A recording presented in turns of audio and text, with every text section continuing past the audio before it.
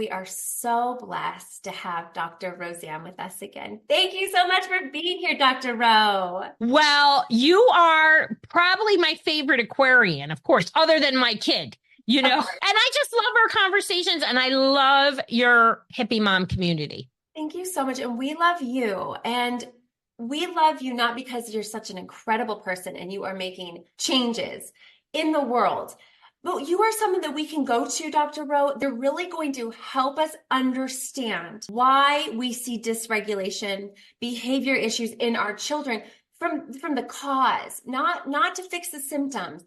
That's one thing I really love about you is you are saying these are the foundational things that we need to help our children thrive in so that everything works, because we're not robots. We need to get to the root of these things. And so let's start out around what you're seeing now as you're helping children. What are some of those things? And then we'll kind of go into dysregulation and then talk about what certain types of behaviors, what do they actually mean? Yeah, and such an important conversation. And I think what I'm seeing so much of, not just in America, but across the globe, because I work with people all over, is a whole lot of fear, anxiety, and overwhelm. And dysregulation is not just happening with kids. It's happening to families. It's happening at work. It's happening, if you just happen to see the Netflix series Beef about road rage, it's, people are feeling irritated and somehow we've shifted this culture. Not everybody, but I think we all feel there's sort of almost this impending thing sort of happening. And I have never in these 3 decades of working with people seen truly more fear-based decision-making happening, particularly with mothers, right? I think in this day and age with so much information, I'm a big fan of being a Google MD to a point and then really picking a great expert guide to work with, right? I have never seen so much access to accurate information and then so much analysis paralysis. I mean, who cannot relate to that? Go down the Google rabbit hole and spend days there. Yeah. And then what happens is it's always information that tells you fear-based information. I mean, that's really what we're finding. And then you go on social media, you go on Instagram, and then you have all of that energy. You're seeing picture perfect lives and you don't feel like your life is that way. And so it's just this constant influx of information that isn't serving us. I don't think so. No. And please go back and listen to our other beautiful episodes because Becky and I have a good time and we educate people at the same time. But, for those people who don't know me, I want to share the 2 ways people get to me and kind of what I do. So I offer a support to parents and corporations about, how to reset the nervous system naturally, right? And so I have courses, I have books, I have this amazing podcast. It's going to be okay. And I still work with people one-on-one, and we have a 6-month program, and we use a lot of brain-based tools like PEMF and neurofeedback and coaching and all that.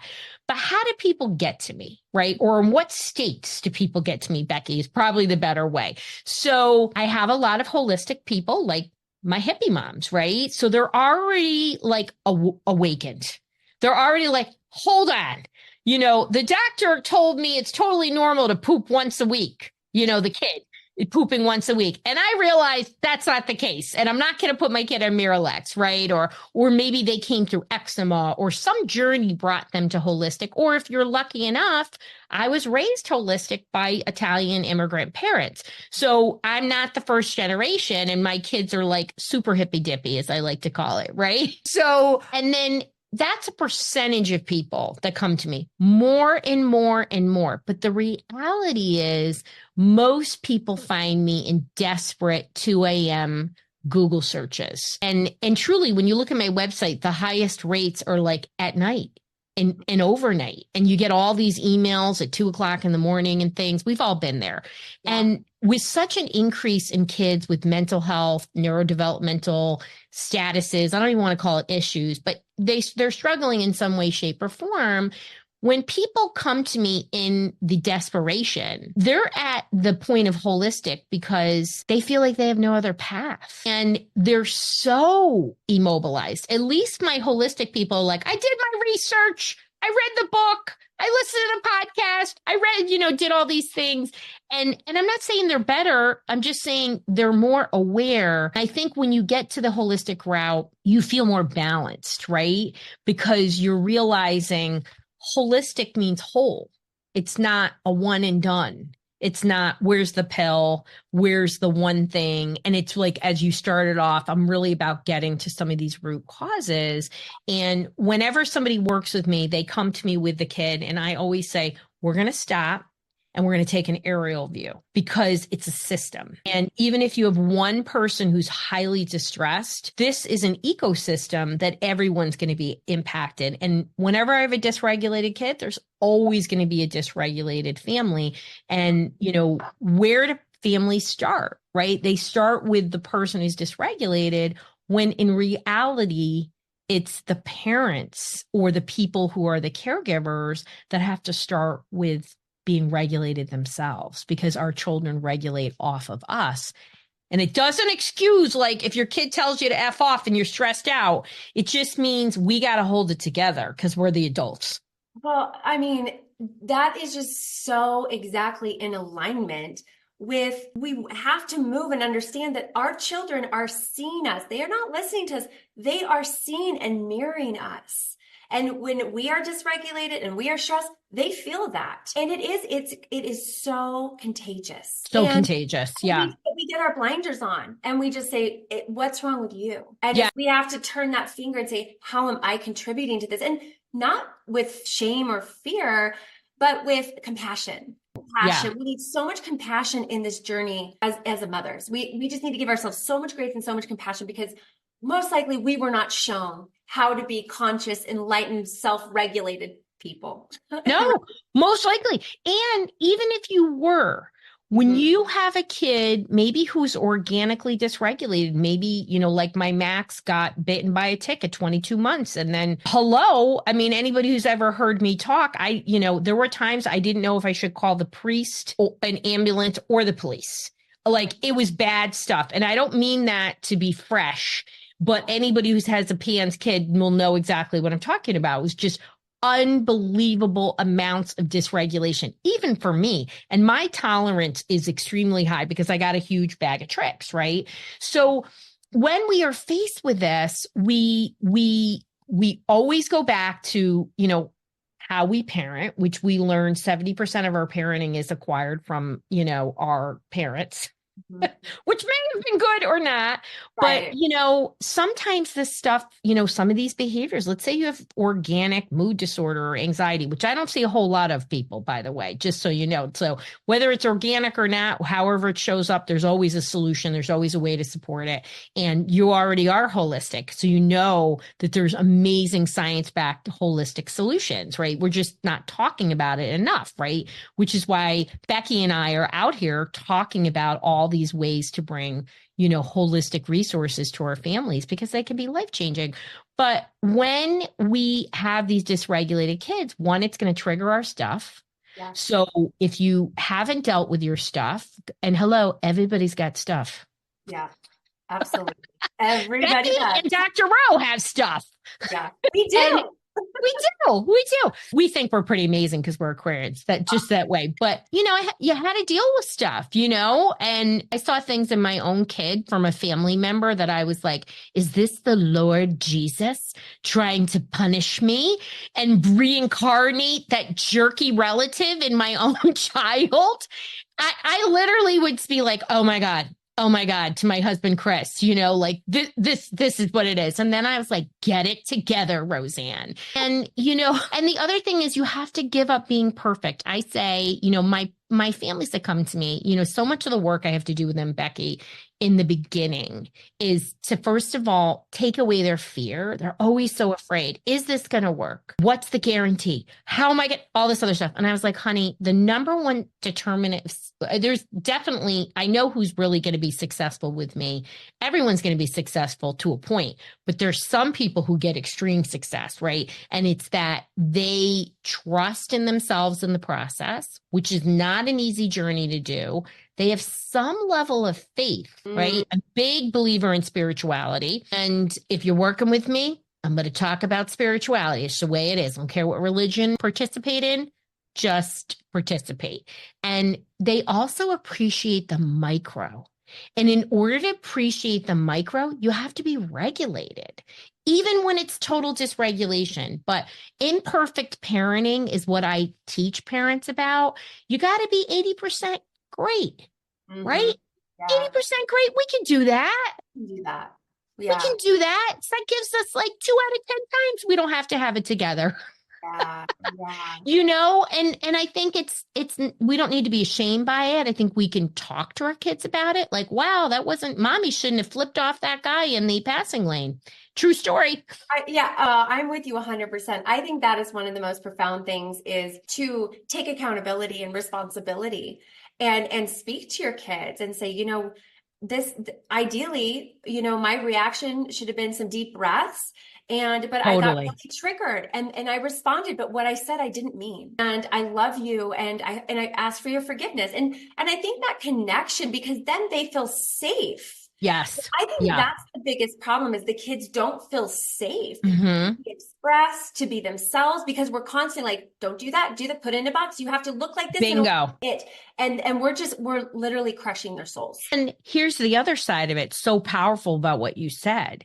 How can we expect our kids to apologize to us when we don't apologize to them? Oh my goodness. It really is like we're in a hierarchy in our house. It's like, I'm the ruler. And it's like, we are all, they actually teach me more than I could ever teach them. Like, once you can get over yourself and you think you know it all and you come empty to your children, like, they are the most wise beings ever. And if we can hold space and help that be reflected back to them instead of just always, so I feel that 100%. We really, truly must embody that which we want our children.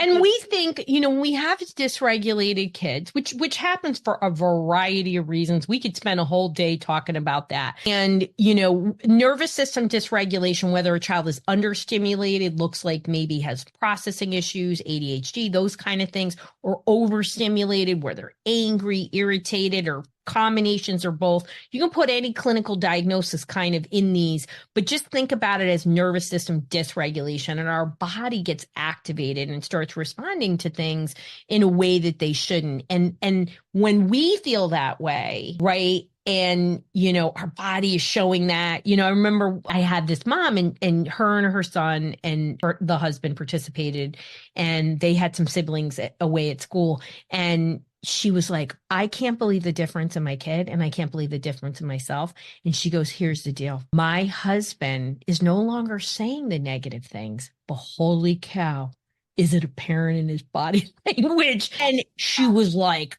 it was like a light bulb at how much it was affecting it. And when he would come in, and there was still a lot of work. I mean, this is not an overnight process, but the good news is, instead of being overwhelmed, like, everyone always comes in as like so overwhelmed. And I get it, right? I get it. I have 2 neurodivergent kids, and you got to have your game on in completely different ways for my kids, like, they just need me for different things in a different way. But, when we are connecting with our kids and we're present and we're showing them we're human and we're having conversations with them, instead of looking for the discipline, because the other thing everyone always says to me, Becky, is, how can I discipline my kids so they can listen?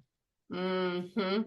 And they think it's just this willfulness, like, especially some of my kids that really struggle, that have OCD or pandas or, mood disorders. They're like, how do I know it's the OCD or PANS or they're doing it on purpose? I was like, look, no kid acts like this on purpose. Even if they are acting like this on purpose, it means they don't know what else to do. Mm. So punishing them, what is that going to teach them? Now, that doesn't mean kids should never be disciplined. I mean, in my house, I think you parent very similar to me that, safety is a priority, right? And we have like, you can earn things or not earn things. And, it's a lot of clear boundaries, but I push my kids to be independent and make their own choices, which I think when your kids are younger means that they can say no to you. Yeah. Right. And as they develop, I think I might have told you, Becky, when we were talking last week, my youngest one goes to a Montessori school. And so they go on these field trips. They go on these field trips starting in 6th grade. And my kid's not going on a field trip 5 hours away without one of us chaperoning. It's just the way it is. Okay. And guess what? My kids have no desire to go without us or do any of those stuff. So he just decides he doesn't want to go on this field trip. And I was like, he went last year at the time of his life. It's great. The kids are great. Everything's great. There's nothing behind it other than he's like, yeah, I just don't really feel like going on this trip. I don't really want to go to that location. So I'm like, Giancarlo, what about the emotional part of this? How about when the kids are talking about it? Are you going to feel left out? And so I start doing it right. And I do it in like 3 different ways. And he finally goes, Mom, you can talk about all the emotions behind this. I'm okay. I just don't want to go. And I'm not going to change my mind. So I was like, oh my gosh, I was laughing so hard. And then I said, well, I'm going to wait. You got 2 weeks to decide. He said, that's okay, Mom, but I'm not going to change mine. Of course, that bugger didn't change his mind. But I was so hung up on this idea of what it was. And then I was like, I'm honoring him. But this is what happens when you parent a kid to make their own choices. And just know he's a very self-regulated kid. And I'm not going to lie. Unlike his brother, he kind of came out self-regulated. Mm-hmm. But when you have a really dysregulated kid kind of in your house, I find that hopefully your other children are picking up on all the good parenting the dysregulated kid is getting. And that's what Giancarlo did. But when I share this example, and it's just a real life example of how when you make emotionally intelligent, but your emotionally intelligent emphasis in parenting, but also you parent so that your kids can make their own decisions without you forcing it on them, that they do learn to trust themselves and honor it. And guess what? They make more mistakes. And that's really great for your kids to make mistakes. I love that you said that. I love that you said that because it really is. Those are the natural consequences that truly teach us the lessons rather than this is why you need to do what. They don't hear that at all. No, like you said, don't do this, don't do this, don't do that.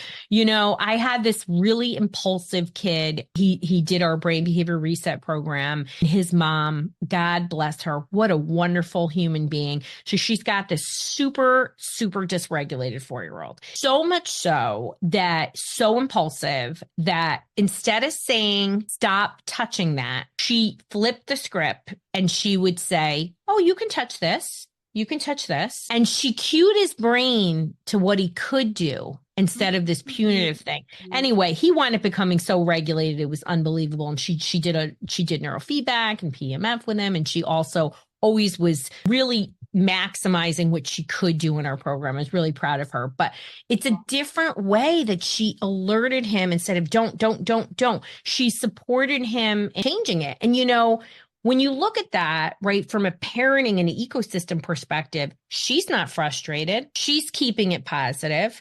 He's getting clearer direction. And when I work with parents or talk to parents or on my show or whatever, it's really about the small things. We're always looking for the one thing. Yes. Oh my goodness. I love that so much. And I really think this leads into something you said I really want to hone in on is how we get these diagnoses and then how they become our stories and the filter we see our children through. So they're no longer hyper or they have something. And I really do feel like what you said was we can really simplify it and say their nervous system is dysregulated. That's right. Yeah. That manifests in so many ways, but that's the main thing of why we're having this dysregulation. Yeah, absolutely. And my Giancarlo is such a great example of this. So he is a remediated dyslexic. Okay. And when I mean he was a severe dyslexic, and any only on somebody who understands dyslexia remediation will understand this statement. He was a triple deficit dyslexia. So all three of the foundational components that your brain needs to read, he couldn't do. I mean, Becky, it was bad. Like, I'm talking like below the fifth percentile, right? Like bad, bad. I would say below the second percentile. So being me, I recognized it at like 2.5. And I was like, where did this dyslexia come from? And it basically, the Hodges are all intellectually gifted and they all are engineers except one of the Hodges. Like they're all mechanically whatever. And I was like, who's a dyslexic? And they're like, we all are, Roseanne. And I was like, okay, so he happens to get a more severe version of it, whatever reason. But I recently was talking to somebody because we're exploring high schools and in my panic because I know too much. And I was saying, that he's a remediated dyslexic. So she was like, oh, you got to give him an IEP. You got to give him this. And I was like, he doesn't need any of that. He doesn't. And please don't think that I'm saying you shouldn't get one. He literally is totally remediated. So people have this idea of what a dyslexic is, right? Obviously, they all don't have Dr. Roseanne as their mom, but I've worked with many people who've remediated. He's remediated. It shows up, but he doesn't really need anything other than spelling accommodations. He's just exceeded my expectations. I came in today and everybody who works in our center, every one of us who has a child, at least one of them has some type of diagnosis, right? So yesterday at the pickup at his school, the teacher said, Giancarlo got the highest science grade. And I was like, I literally wanted to do like a video of us jumping in the air. And I came in and I said, nobody can understand when your teacher says that to you and you have a kid who's struggled, like the meaning of that. I don't care. I mean, it's exciting that he got the best grade. But like just that. So we can't be encumbered by labels. Labels I don't like to think of them as labels. I like to think of a diagnosis as an information center, right? So like you have ADHD, like find an authority, read the book. Like I created these parent kits in 5 clinical areas as I want you to be indoctrinated in the Dr. Roseanne way, so for example, I have one in OCD and this mom messaged us yesterday and said, I didn't understand OCD until I took your course. I thought OCD was just like anxiety. And I had no idea that every behavior they were doing was about fear to avoid the bad things from happening. So we use diagnosis as that center, but then we want to look at what are the most evidence-based approaches optimized to support, right? But we can't let that be the only reason. And if you do have a kid with ADD, you probably means you might have ADD or your spouse, right? Because it runs in families. How can you optimize your whole family? How can you make your nervous system regulate? How can you all regulate together? And I think that's the part where I want people to be like, holy cow, that's an aha moment. It's looking at the ecosystem. I mean, right. It really is like an expanded view of what we just try to like look at this point right here. And it's like, no, back up. Mm-hmm. And you can see, hey, my husband comes home. He's had a hard day. He's in a bad mood. He has energy. And then he yells at the and then it's like now we feel tension and nobody feels safe. Yeah. Like, and anyone could do that. It could be one thing or another, but it's like, this is life. This is life. It's sort of like when you get the one kid who's got food sensitivity or an allergy. So Giancarlo celiac, right? We're all gluten-free in our house. That's just the way it's going to roll. Why create that dynamic? Why create that stress? Why make it a big deal?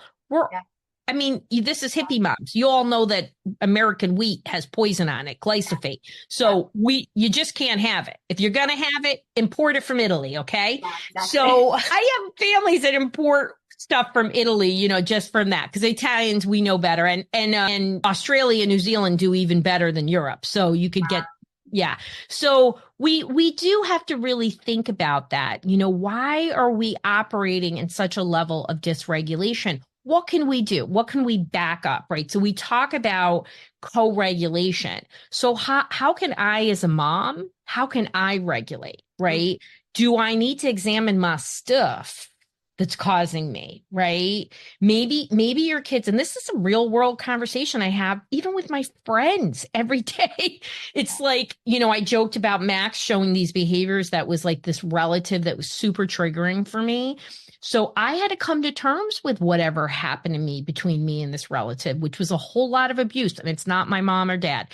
And you have to say, that is triggering to me. Don't just acknowledge it. Move your ass and do something about it. Because that's the other part. Like, you can identify it, but don't just sit on it. Like, one of my favorite quotes is Einstein, right? The definition of insanity is to do the same thing over and over and expect a different result. And it's the same thing. And just know, be kind to yourself.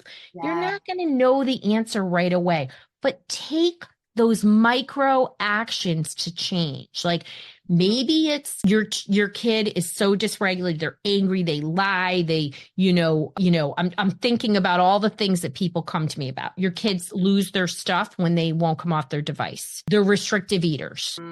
They won't listen. You have to repeat.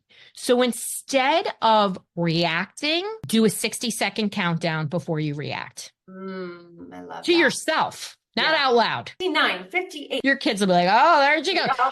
So do what you can. We did it in my Facebook group, Natural Parenting Solutions group. There was this great post, like, what would I have said to myself earlier? Right. And I didn't know what people would say, but there were quite a few people who said, have patience. And I think that's not just with your kids. I think it's with yourself. Oh my gosh. Yes.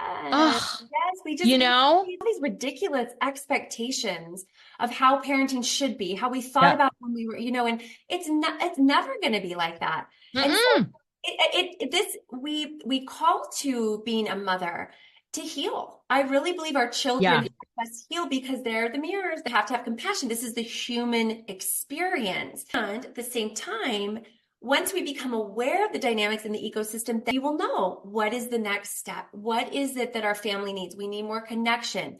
And I would really like to roll this into what we were saying of like decoding these behaviors, because a lot of times we're like, I don't know what that means. I don't really know. So we now know the number one things we must harmonize and tune ourselves first before we can ever expect our children to be that. Absolutely. Right? I mean, that's number one, regulate. Number one. And then now we're seeing these behaviors. Can you kind of help us, just give us some examples so that we can start to say this behavior isn't because they're deceiving or they're mean, it's because there's something bigger going on. We already know it's an unregulated nervous system. So we get that, but what's the next layer? Yeah. I mean, I think probably the number one truly of all the behaviors that I see is just kids having big reactions to things. So, and that could look like shutting down, right? And totally withdrawing, totally avoidance. I've seen a big increase in anxious avoidance behaviors from school to activities and whatnot. And it could mean those extreme behaviors, kicking a hole in the wall, yelling, whatever, all these other things. And I think the first thing we have to do is besides self-regulating is to why that is happening, right? Mm-hmm. And a lot of times those kind of high friction behaviors happen on the child side from anxiety, right? And anxiety is not the same as what we think of. So we think of something happened and made us anxious, right? And what I'm seeing a huge trend over these 3 decades is just nervous systems are becoming overstimulated. Your kids have a lot of pressures at school. There's not a lot of downtime. There's a lot of device time. So why is that happening? Why is that anxiety happening, right? But it also could be from hunger. It's probably from not clear boundaries and communication, right? And if it's a behavior, now just know this is normal. Every kid dysregulates, okay? We have to worry about it when it's a pattern, okay? So what you need to do is think about why that's happening and what is your kid missing? What information are they missing? What skill are they missing to manage that situation, right? Just like if they were a toddler, right? If your toddler did something, we have a lot of patience for toddlers. Yeah. But Yes. then we lose that. Oh, So be a decoder of what's going on and think about it. And the only way you can do that is if you tone down your own reactivity and look at it, right? So mhm. start charting, start looking in possibility, right? Maybe your kid's not sleeping enough. But Yes. a lot of times they don't understand what they need to do. So they react like this Mhm. because that's what they know to do. Mm, So, and this can happen to kids with 127 IQ or a 90, IQ. Like this has nothing to do with cognitive intelligence. mhm. This has to do with self-regulation, problem solving, and stress tolerance. So, and you also might say to yourself, maybe my kid is reacting like this because I'm bubble wrapping them and I'm not letting them actually figure things out without me jumping in. Now, that doesn't mean you don't give a lifeline to your kid and help structure it for them, but you can't save them all the time because if you don't give them a chance to fail, they're never going to be able to manage it. And they become very dysregulated teenagers. And more importantly, I see this, the number one reason kids don't make it in college, 40% of college freshmen leave. Not all 40% of it is because of this, but the number one reason they leave is mental health. So the number one behavior that really people want to talk to me about is how do I manage these big reactions, right? And so one, honor it that it could be developmental. Two, maybe this is if it's a regular problem, then you got to treat it like this person is missing a skill. Maybe there's a clinical issue. Maybe they have a mood disorder. Maybe they have PANS. I don't know, right? But regardless of whether it's a clinical issue or not, they don't know how to manage that situation and they need better support. And discipline isn't going to fix it. It's No. education. Yes. And what I'm really feeling is like, usually when our kids have these big emotions, we get triggered. They feel that. And it's like we have to have the space within us to Yeah. help them feel safe Yeah. in these big emotions because we are going to experience human emotions regardless. We can't Yeah. keep our kids from that either. And I love what you No. like bubble wrap. Like, we must allow them to have the human experience and not try to modify it anyway or meddle in it. Like, this is their experience, and being spacious for those big emotions. Because I've really found, and we've talked how my youngest son really struggled for a while. Thank God, Dr. Roseanne, she really helped me get my mind tuned into the nervous system. And what I realized is I need to regulate my nervous system.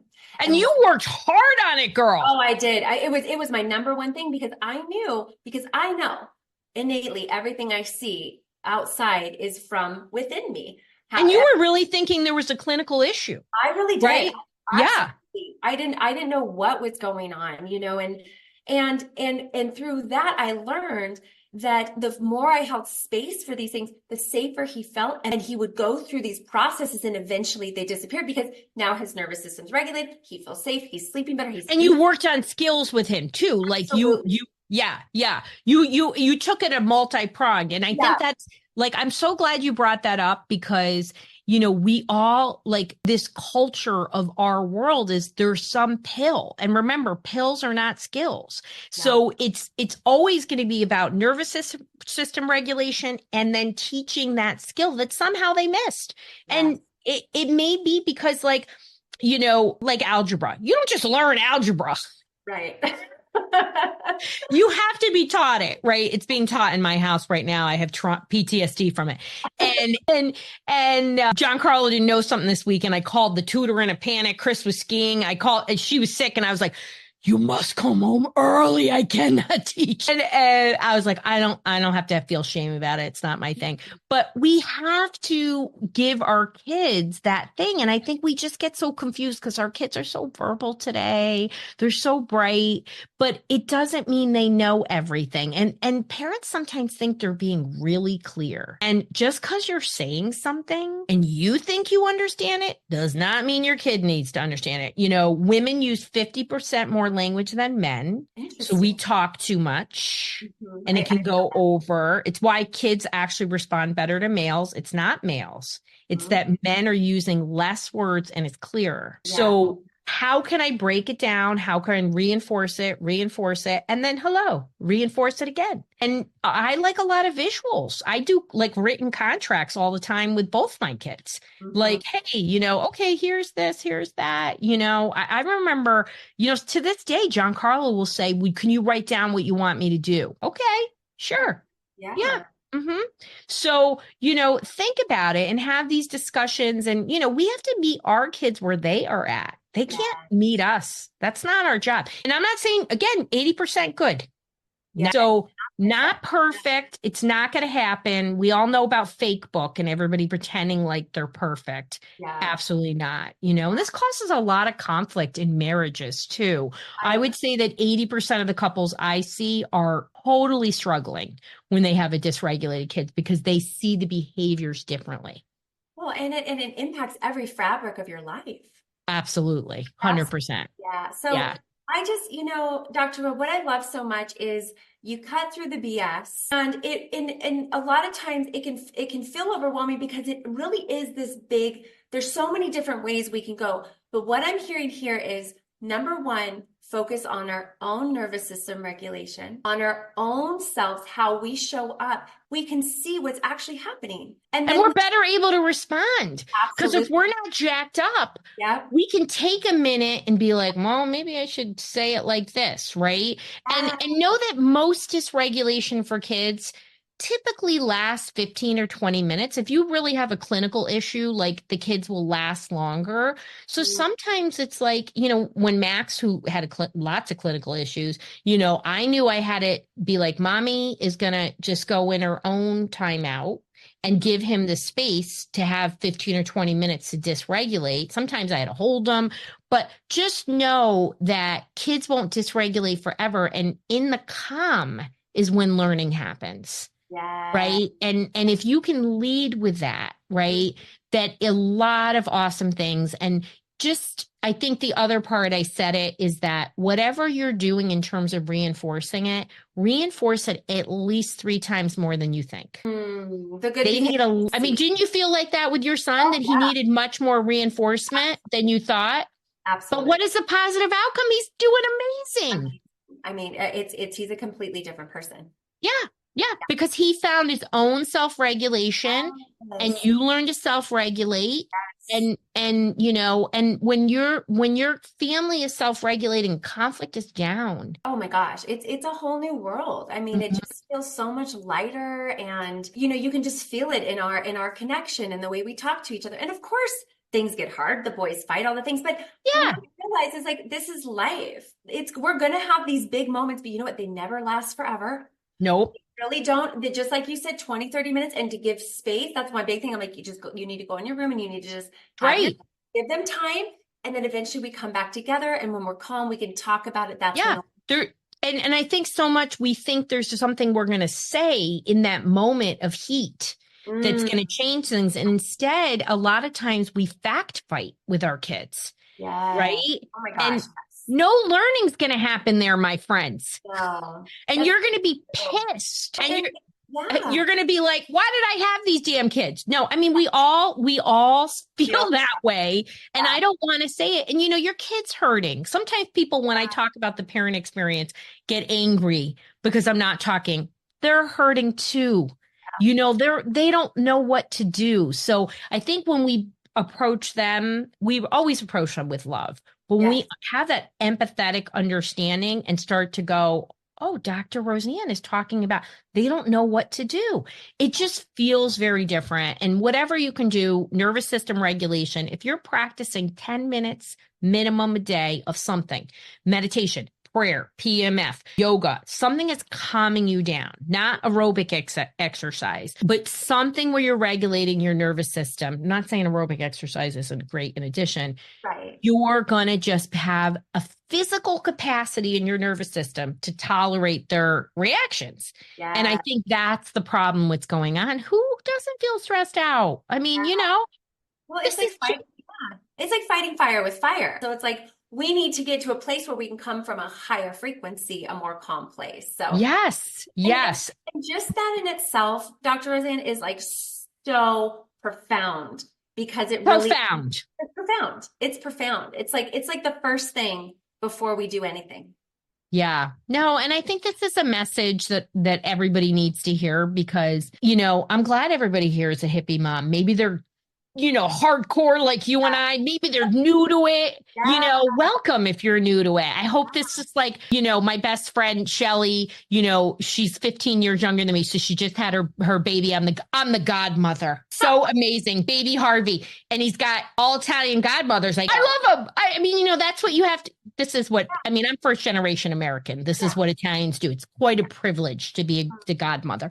So, when she has this baby and I said, I teach her all about homeopathy, and she's a clinical, a holistic nutritionist. And she's like, what do these mothers do without homeopathy? I go, oh, who knows? But us hippie moms, we know, right? What to do. So there's so many tools, and you just have to honor yourself and start where you are. And I just hope this is an enlightening conversation, and know that every child at some point, even my easy John Carlo, goes through hard times.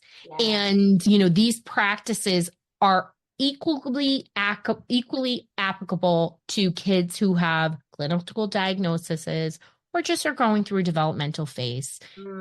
They work. So, this is why I do these talks, because we all need a lifeline. Yeah, we do. We really do. And you have a free gift for us. Oh, yes. Yeah. So, so I have this amazing, it's my number one most downloaded resource. It's 147 therapist endorsed self-regulation strategies for kids. It's a practical guide for parents. And you go to drroseann.com, DRROSEANN.com/regulate. I'm sure that Miss Becky will have it in the notes, and you can learn more about what I do. And if you have a kid who really does dysregulate, that's what my podcast is going to be okay. It's all about. And it's short little episodes. They're generally under 15 minutes. Oh my gosh. And so that you can click and listen. And we even have it on our website broken down by series. I do series all the time. That's great. Well, I'll make sure these links so people can go to show notes and go right there and start. Yeah, because I really do believe we're going to have mothers and people listening now and in the future that are going to be called to these resources, and they're going to be here. And what's so beautiful is now there's a rabbit hole you can go down, but now this is like it's a rabbit hole, but it's a rabbit hole of what we need as mothers. I'm all about action, Becky. Yes. I don't mess around. That's right. Like, I love educating, but I think the missing gap in mental health is talking about the actual solutions. Yes, and integrating and implementing. Yeah. We gotta like take it. It's about shifting. Yes. Because nobody wants to scream. Yes. Nobody wants to feel pissed at their kids. This is about shifting your dialogue, and I'm all about parent empowerment. And we all can do this. Yes. There isn't a parent that can't integrate these strategies. You can pick one and just start. That's it. Beautiful. So beautiful. Dr. Rowe, thank you. I'm so grateful for you, our friendship, and just the power and wisdom you bring to so many people and so many parents. And I really, truly believe that you are paving the way for hundreds of thousands of kids that are truly going to walk into their divine purpose and not be put into a box and into an unhealthy system. Like, you're really saving people's lives. So thank you so much. Well, thank you. And thank you for letting me empower parents who may be in a place where they don't feel that good. So I hope this inspired people and made people feel hopeful. Such an honor. All right, everyone. Thanks for joining us. And we will catch you on the next Hippie Moms podcast. Bye.